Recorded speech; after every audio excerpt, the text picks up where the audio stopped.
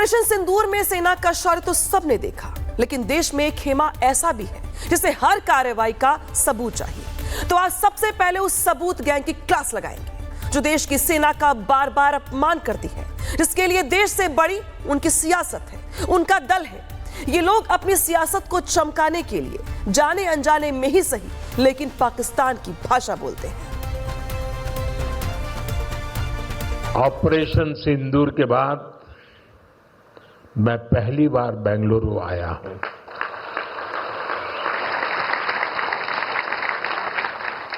Operation सिंदूर में भारतीय सेनाओं की सफलता सीमा पार कई किलोमीटर भीतर आतंकवादी ठिकानों को नेस्त नाबूद करने की ताकत और आतंकवादियों के बचाव में उतरे पाकिस्तान को कुछ ही घंटों में घुटनों पर लाने की हमारी क्षमता पूरी दुनिया ने नए भारत के इस स्वरूप के दर्शन किए हैं।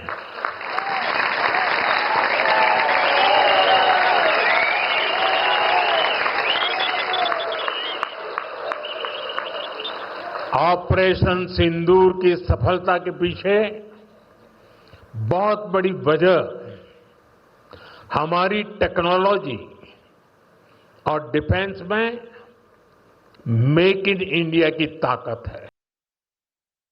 तो आपके मन में भी सवाल खड़े हो रहे होंगे कि आखिर प्रधानमंत्री मोदी को सबूत गैंग पर यह स्ट्राइक क्यों करनी पड़ी। इसका जवाब आपको कांग्रेस के उन नेताओं की बातों से ही मिल जाएगा जो इस ओर इशारा करती है कि शायद कांग्रेस को अपनी सेना पर भरोसा नहीं है। कांग्रेस नेता राशिद अल्वी की बात कर लेते हैं, जो पाकिस्तान की भाषा बोलते हुए पूछ रहे हैं कि पहले ये बताओ कि हमारे कितने जेट्स गिराए गए। ऐसे में आज उनको 100% सबूत के साथ जवाब देंगे, लेकिन उससे पहले आपको उनका ये बयान सुनवाते हैं। हमारा सवाल अपनी जगह अभी भी मौजूद है। हमारे फौजी मारे गए कि नहीं मारे गए? मारे गए तो कितने मारे गए? अभी आर्मी के रिटायर्ड ऑफिसर्स ने कहा है कि हमारे 10 फौजी मारे गए। पूरे देश के अंदर कंफ्यूजन पैदा होता है। इन सवालों के जवाब हम सरकार से जानना चाहते हैं। इस सबूत गैंग में कांग्रेस के नेता बहुत ज्यादा हो सकते हैं, बहुसंख्यक हो सकते हैं, लेकिन इसमें ईजी अलायंस से जुड़े कई और दल के नेता भी शामिल हैं। आम आदमी पार्टी के नेता सौरभ भारद्वाज हैं, जो कि कह रहे हैं कि पाकिस्तान के साथ सीज फायर किस दबाव में किया गया। उनका ये बयान सुनवाते हैं आपको। हमारे सवाल और ज्यादा पुख्ता हो गए। महीनों से सरकार इस बात को छुपा रही थी। एयर चीफ मार्शल साहब ने बताया कि पाकिस्तान के 6 एयरक्राफ्ट उड़ाए गए, 5 उसमें जेट थे। हम युद्ध जीत रहे थे, पाकिस्तान हार रहा था, हम उनके छक्के छुड़ा रहे थे। तो किस दबाव में केंद्र सरकार ने सीज फायर किया, ये केंद्र सरकार बताए। आप जरा सोचिए कि जब साफ कर दिया गया सेना की ओर से प्रेस कॉन्फ्रेंस के जरिए कि भाई हमें पूरी छूट मिली थी, हमने अपनी ओर से पूरी कार्रवाई की, लेकिन अब भी नेता कई ऐसे हैं जो सवाल पूछ रहे हैं कि भाई किस दबाव में, किस प्रेशर में आकर के सीज फायर किया गया। खैर, एक तरफ कांग्रेस के नेता पूछ रहे हैं, सवाल पूछ रहे हैं यहाँ पे कि बताओ हमारे कितने जेट्स पाकिस्तान ने गिराए, तो दूसरी ओर आम आदमी पार्टी के नेता है जो ये पूछ रहे हैं कि बताओ हमने किस दबाव में सीज फायर किया। तो सवाल खड़े होते हैं कि क्या कांग्रेस और आम आदमी पार्टी को हमारी सेना से ज्यादा पाकिस्तान की बातों पर यकीन है। कल एयर चीफ मार्शल ने साफ साफ बताया था कि हमने किस तरह से पाकिस्तान के घर में घुसकर मारा और बहुत मारा, लेकिन इसके बावजूद ये सबूत गैंग एक बार फिर से एक्टिव हो गया है। और इस सबूत गैंग पर आज सबूतों वाली स्ट्राइक सिर्फ पीएम मोदी ने नहीं की, बल्कि हमारे army chief general Upendra Dwivedi ने भी की और जमकर धोया, जहां उन्होंने उस मोमेंट के बारे में बताया जब राजनाथ सिंह ने कह दिया था इनफ इज इनफ। इसी के साथ साथ बात करते हैं पाकिस्तान की, जहां पर पाकिस्तान की पिटाई होगी और यहां पर और गिराकर होगी, यह बात कह दी गई थी, साफ कर दिया गया था। 23 अप्रैल को ही यह फाइनल हो चुका था कि पहलगाम आतंकी हमले में सिर्फ एक दिन के बाद ही सेना को कह दिया गया था कि आप खुद तय करिए कि आप क्या करना चाहते हैं, कैसे बदला लेना चाहते हैं। तैयारी आपकी होगी, करना भी आपको है। पाकिस्तान को कैसे मारना है, कब मारना है, कितना मारना है, ये आपको तय करना है। तो जरा सोचिए कि जिस तरीके से जो नेता बयानबाजी कर रहे हैं उन्हें सुनना चाहिए, समझना चाहिए कि किस तरीके से सेना को पूरी छूट दी गई थी। 23 अप्रैल को पहलगाम आतंकी हमले के बाद पहली बैठक हुई थी, आपको याद होगा।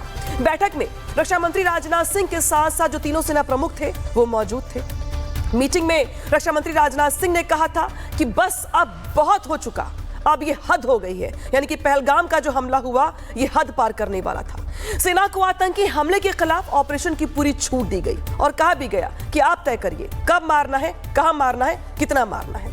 रक्षा मंत्री ने सेना प्रमुखों को कहा कि आप तय करेंगे कि आप क्या करना चाहते हैं, आपको क्या करना है। सबसे पहले अब आपको भारत के आर्मी चीफ का ये बयान सुनवाते हैं जिसमें वो साफ कर रहे हैं कि किस तरीके से ऑपरेशन की रणनीति बनाई गई। 23rd is the time when we, next day itself, we all sat down. And this is the first time which RM has also said, I think enough is enough. And all the three chiefs were very clear, something has to be done. Free hand was given, of course, that you decide what is to be done. And that is the kind of a confidence with the political directions and political clarity for the first time we saw. तो उपेंद्र द्विवेदी को सुना आपने, लेकिन जरा याद करिए आप उस दिन को भी जब रक्षा मंत्री राजनाथ सिंह ने 23 अप्रैल को ही कह दिया था कि इनफ इज इनफ, पाकिस्तान को घर में घुसकर मारना है, और इसके बावजूद यहाँ पे सियासत हो रही है। लेकिन आपको याद दिला दे उस वक्त की बात जब पहलगाम हमला हुआ था, उसके बाद बैठकों का कई दौर चला था। 23 तारीख की बैठक के बाद आर्मी चीफ ने उत्तरी कमान का दौरा किया था और इस दौरे के दौरान ऑपरेशन सिंदूर की योजना बनाई गई थी। तय कर लिया गया था किसे नाम यही देना है, किस तरीके से रणनीति बनानी है। पाकिस्तान में घुसकर 9 आतंकवादी ठिकानों को तबाह किया गया था। आतंकवादियों को मारकर अपने लक्ष्यों को अंजाम तक पहुंचाया गया था।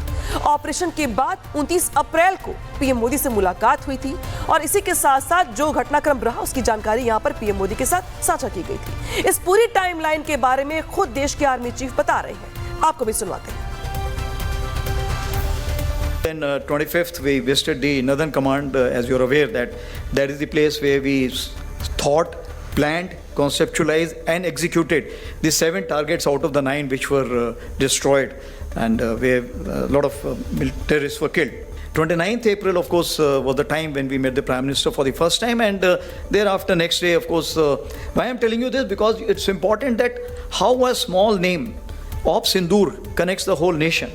And I was telling the director also that when he briefed me on this, he said, okay, we'll have this name, Op Sindhu. And I thought it is Op Sindhu. Sindhu is basically Indus River. So I said, excellent, sir. Indus Water Treaty has just been frozen by you. He said, no, it is Op Sindhu.